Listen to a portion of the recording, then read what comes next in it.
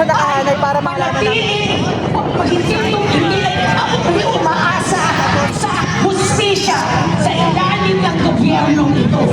Kaya kanina pinupursige ang Yung bata ba? Dito yan? kaso sa international Kasama yan, Ken. Patatuon na lang nga. Kasama yan. Ito yan, Joel.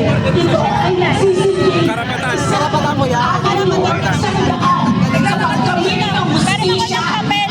Katarungan ng mga libo-libong mamamayan na nakatay sa pagkakaso laban sa droga. Karapatang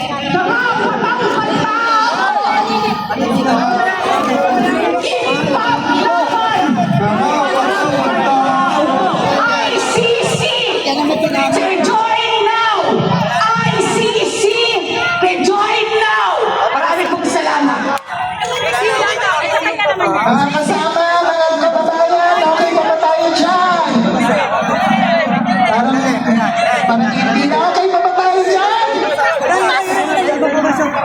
Sa puntong binisa po ni Bongbong, ni Duterte at yung anak niya, at ang hayop na NTFL camp na yan.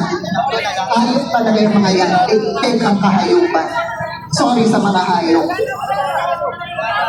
Lahat ng tumalo rito at lahat ng nagsasalita laban sa rinigin ito ay mga terorista. Sa puntong di vista nila, lahat tayo masasamang tao, lahat tayo kaaway ng Estado, lahat tayo ay hindi tao. Pero sino ang tunay na terorista? Diba? At tunay na terorista ay yung dalawang hayop na nandito sa harapan ko ngayon. Ito pong si Marcos at Duterte, mula ng libo-libong pinatay sa ilalim ng regimento